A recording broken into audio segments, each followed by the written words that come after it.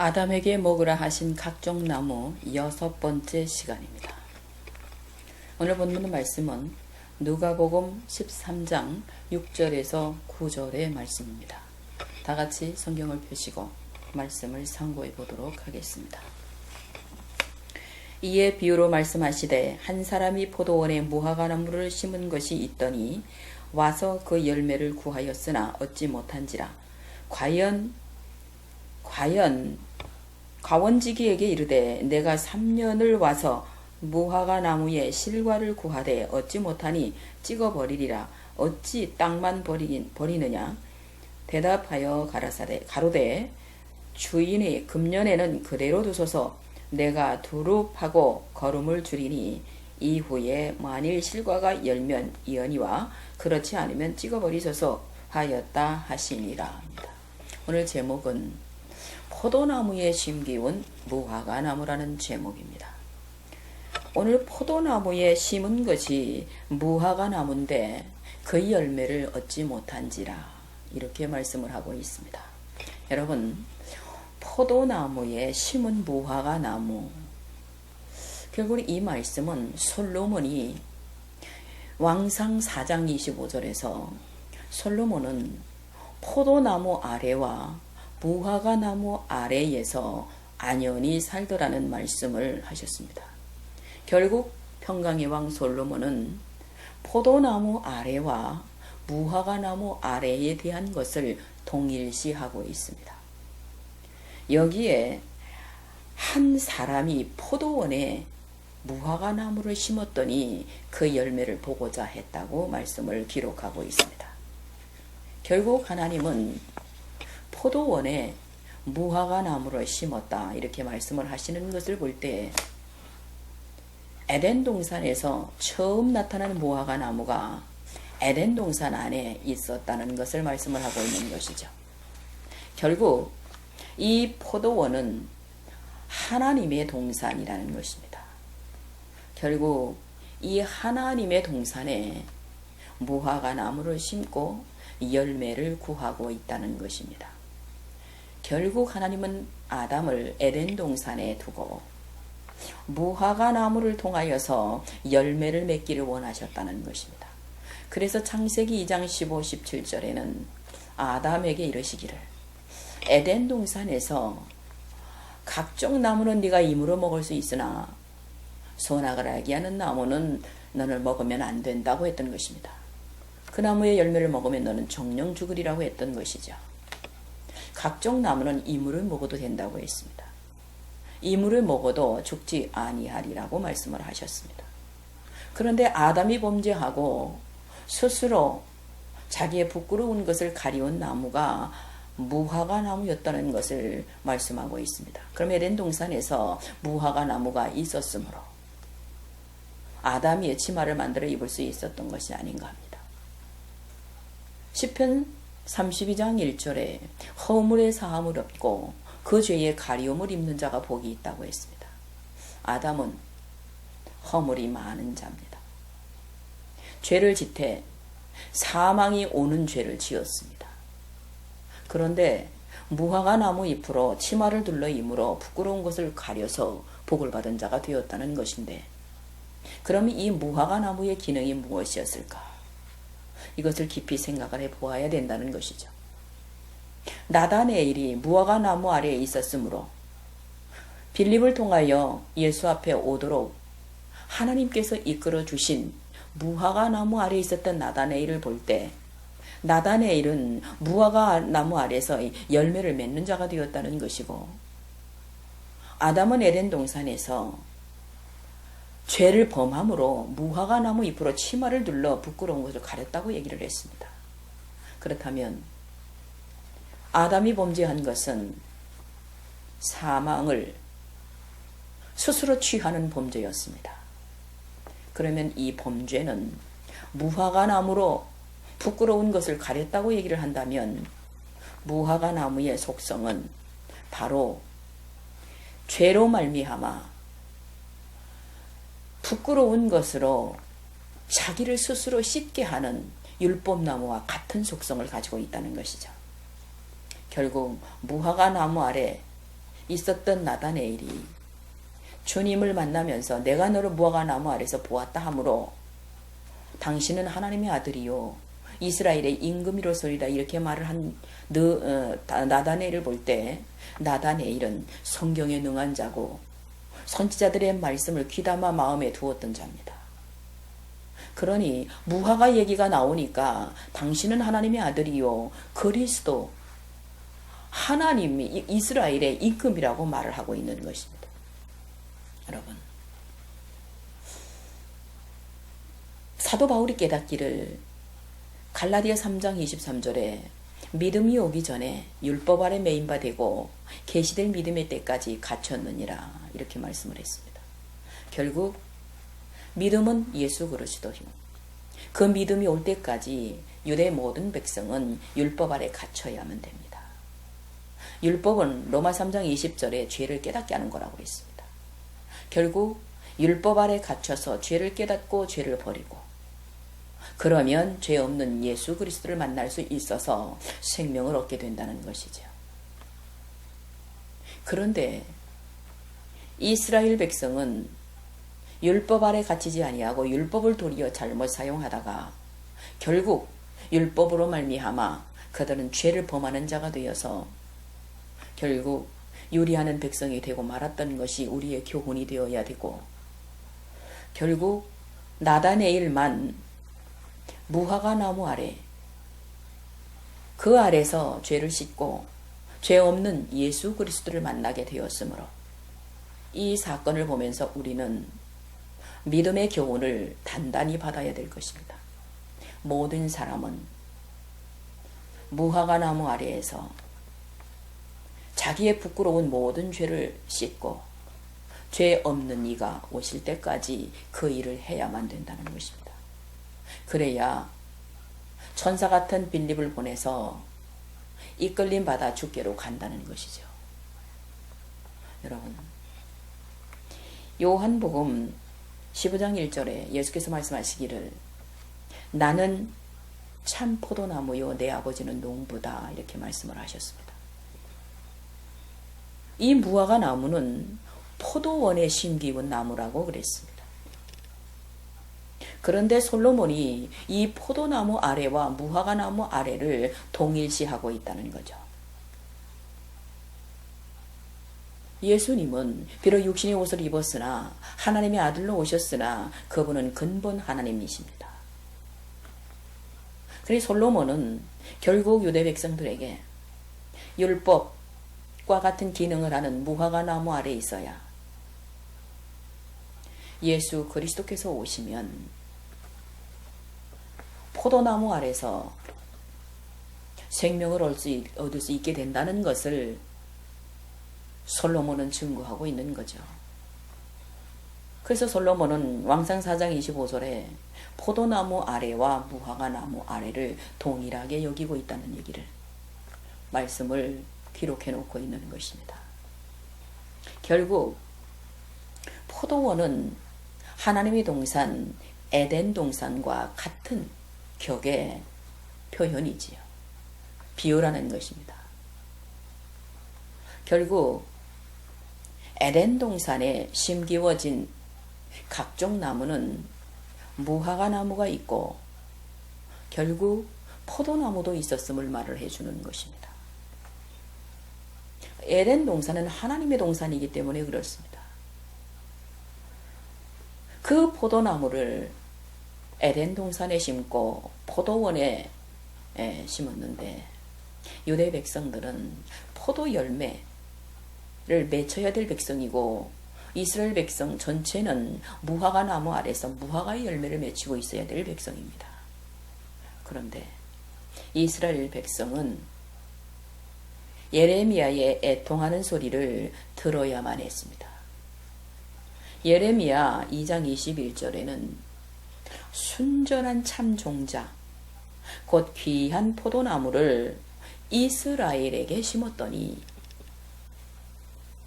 이스라엘에게는 귀한 참종자 이것을 포도원에 심었는데 들포도를 맺히면 어찌미냐 예레미야는 이렇게 말씀을 하고 있습니다.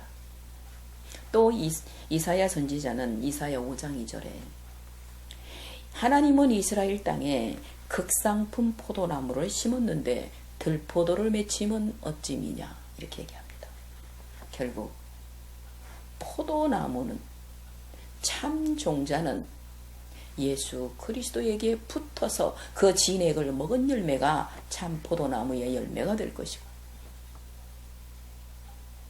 그것이 극상품 포도나무로서 그 열매가 하나님과 이 땅에 그 어떤 것도 비길 것이 없는 생명나무의 열매가 될 것인데 이스라엘 백성은 아담처럼 무화과의 열매를 맺히지 못하고 포도나무의 열매를 맺히지 못한 채 아담이 선악 열매를 먹고 사단의 열매를 맺은 그대로의 속성을 주님이 오셨을 당시에도 그대로 가지고 있었음을 알 수가 있습니다. 여러분, 그러므로 예수께서는 마태 21장 19절 이하에 베다니에서 예루살렘으로 가는 그 길목에 무화과 나무에게 열매가 있는가 보려고 가셨던 것입니다. 여러분, 베다니는 히브리어 뜻으로 빈집이라는 뜻입니다. 아랍어로는 고통의 집이라는 뜻이라고 했습니다. 여러분, 빈집은 아무것도 채워지지 않은 것이 빈집이지요. 고통의 집은 무엇인가에 인간의 한계를 느끼며 받는 고통을 말할 수 있는 거죠. 예수께서는 평강의 왕이신데 그 고통의 집으로 들어가셨습니다. 여러분의 삶은 어떤 삶입니까? 아무리 채우려고 해도 채워지지 아니하는 빈 마음은 아닙니까? 여러분의 삶이 고통스러운 삶은 아닙니까? 예수께서 세상을 이처럼 사랑하사 독생자를 주셨는데 그 독생자는 저 세상에다가 준 것이 아니고 자기 백성이 세상처럼 되었기 때문에 그 자기 백성에게 준 것입니다. 그러면 그 독생자를 내 마음에 두었다면 나는 빈집이 아니라 주의 말씀으로 채워진 집이 될 것이고 고통의 집이 아니라 자유하는 진리의 사람의 집이 될 것입니다. 그렇다면 그곳에서 주님을 반드시 만나서 주님을 꼭 잡고 평강의 왕의 집으로 주님을 따라가야 됩니다. 그런데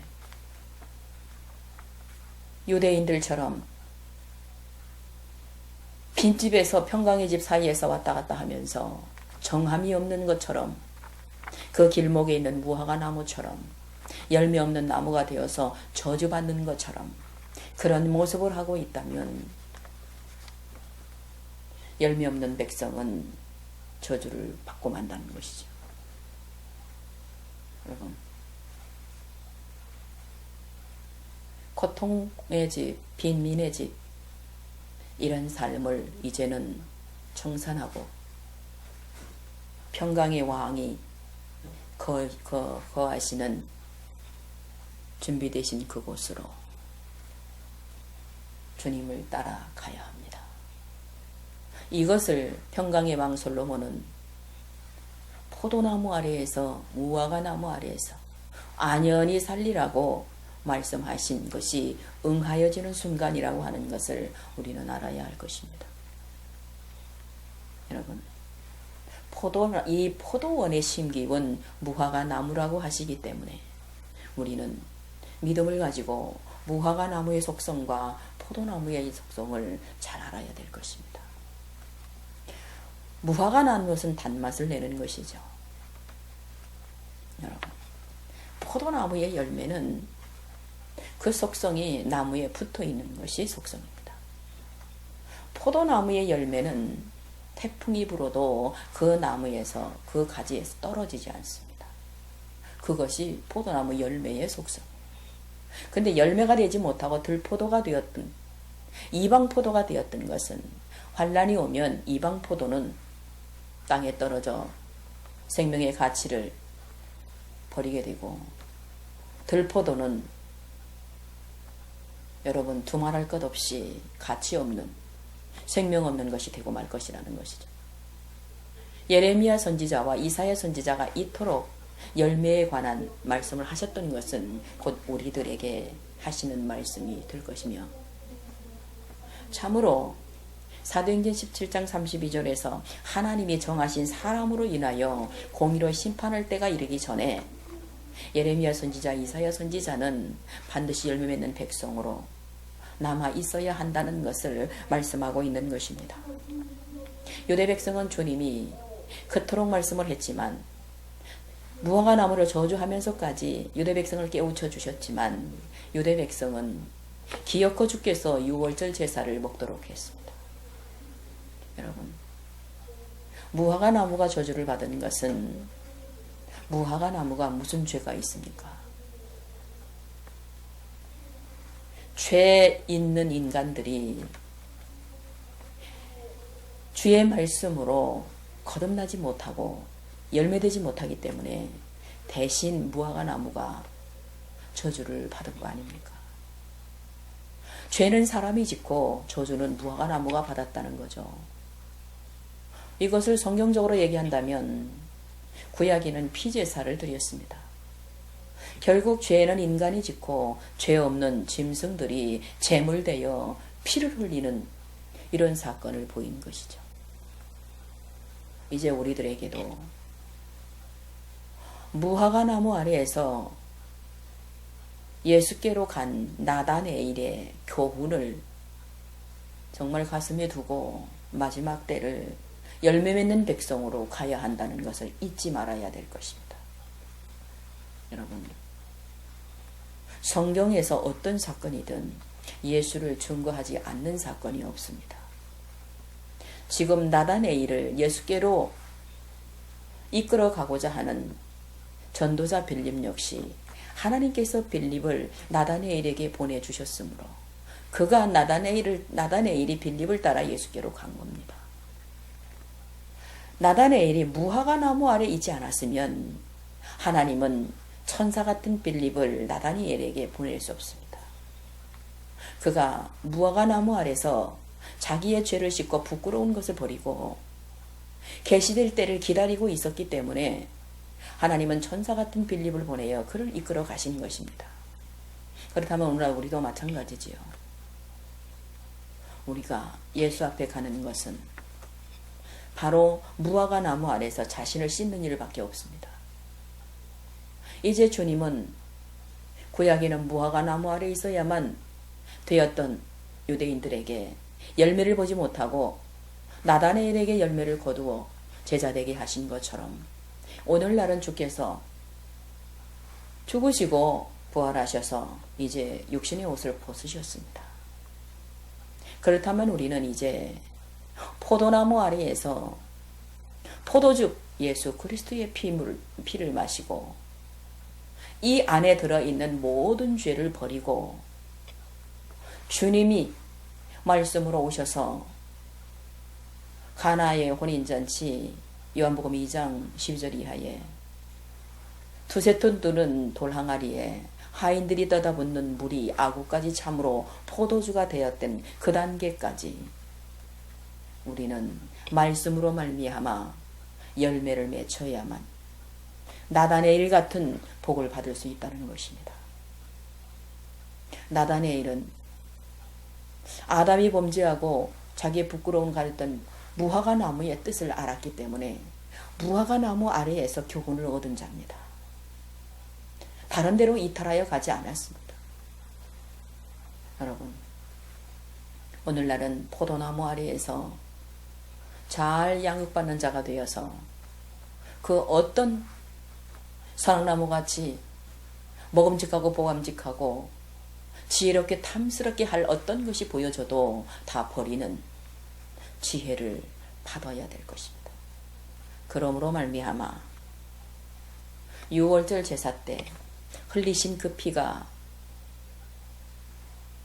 유월절 제사 때 먹으라 하신 그 떡이 예수 그리스도의 온 전체를 우리 마음 안에 두고 생명을 얻기를 바라는 자가 되어야 열매 맺고 좋은 결과를 얻을 자가 된다는 것이 잊지 말아야 된다는 것입니다. 여러분, 이 포도나무는,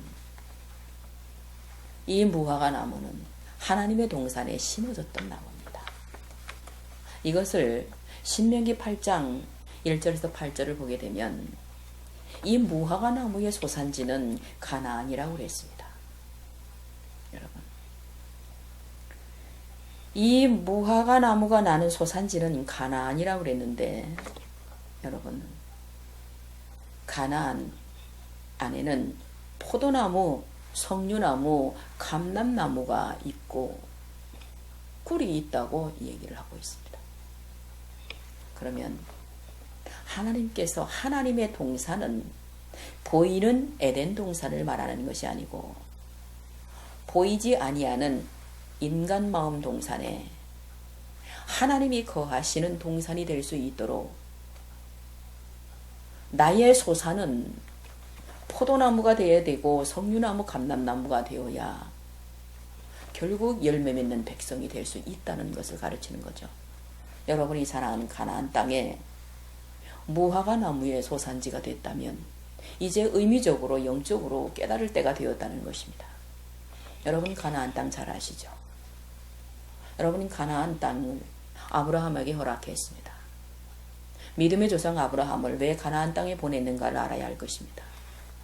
여러분, 가나안 땅은 노아의 손자 함의 아들 가나안이 저주를 받고 부족을 이루고 산 땅이 가나안 땅입니다. 그런데 그 가나안 땅에 아브라함을 보냈다는 거지요. 그곳에서 아브라함은 젖과 꿀이 흐르는 가나안 땅을 만들었습니다. 그래서 결국 믿음의 조상이 된 거죠. 근데 오늘날 우리는 가나안 땅 그러면 그저 젖과 꿀이 흐르는 땅, 추상적으로 아는 그런 수준에서 말을 하고 있다면 지극히 어린아이가 될 것입니다. 여러분, 가나안 땅은 분명히 모세도 말씀하시고 여호와께서도 말씀하실 때 가나안 땅에 들어가면 반드시 7족속을 멸해야 될 땅이라고 말씀을 했습니다. 결국 아담이 에덴 동산에서 7족속 같은 선악나무 속성, 이거를 다 뿌리 뽑을 때까지 그가 먹어야 될 것은 각종 나무였다는 것입니다. 각종 나무를 먹었으면 가나안의 7족속 다 뿌리 뽑았다는 거죠. 그러므로 생명의 열매가 될 수 있었다는 거죠. 여러분, 가나안 땅 이제 추상적으로 생각하지 마시고 이 땅에 심기운 나무가 무화과 나무, 포도나무, 석류나무, 감람나무라고 그랬습니다. 그렇다면 이것은 에덴 동산에서 나타난 무화과 나무가 있기 때문에 하나님의 동산에 심기운 나무들이라고 하는 것을 알아야 한다는 것이죠. 그러므로 이제 에덴 동산에서 심기진 나무들을 가지고 무화과 나무에 대한 말씀을 했고 그 열매가 나다네일이 됐음을 말씀을 드렸습니다. 이제 7번째 시간에는 여러분 포도나무에 대해서 말씀을 드리려고 합니다. 무화과 나무에 대한 의미는 이제 결론적으로 죄를 가리운 나무가 되었고 시편 32장 1절에 죄의 가림을 입는 자가 복이 되었다 했기 때문에 율법나무로 죄를 가렸으니 이제 깨닫고 죄를 버리고 무화과 나무 아래서 주님을 만날 수 있는 믿음이 되도록 자기의 모든 것을 버리고 생명을 받도록 해야 된다는 것입니다. 그러므로 죄를 버리는 기능은 율법이지요. 구약은 큰 타이틀로 율법입니다. 로마 3장 20절에 율법으로는 죄를 깨닫는 것이라고 했기 때문에 무화과 나무의 기능은 죄를 깨닫고 버리게 하는 나무였다는 겁니다. 아담이 지은 죄를 무화과 나무로 둘러입었다는 것은 자기가 지은 죄를 알았기 때문에 율법 나무를 통해서 무화과 나무를 통해서 죄를 버렸으니 그는 다른 씨를 받을 수가 있었다는 거죠. 결국 무화과 나무 아래 있지 아니하면 죽게로 갈 수 없다는 것을 알려주시는 겁니다. 이제 오늘날은 포도나무 아래 있어야 된다는 거죠. 이것을 솔로몬 왕이 말씀을 한 것입니다. 포도나무 예수 그리스도십니다. 그분은 영원히 살아있는 생명나무십니다. 이제 포도나무에 대한 말씀을 7번째 차에서는 말씀을 드리려고 합니다. 이 시간까지 무화과 나무에 대한 말씀을 드렸습니다. 무화과 나무의 뜻을 마음에 새기시고 믿음에서 이탈하지 마시고 갈라디아 3장 23절에는 말씀처럼 믿음이 오기 전에 너희들이 율법 아래 매인바 되어야 되겠고 계시될 믿음의 때까지 갇혀 있어야만 주께로 가는 나다네일을 보는 그 믿음을 우리도 가지고 마지막 믿음이 허망하여지지 않도록 믿음으로서는 저와 여러분이 되어야 할 것을 말씀한 것입니다. 참으로 주의 복을 받는 여러분 되기를 주의 이름으로 축복합니다. 감사합니다.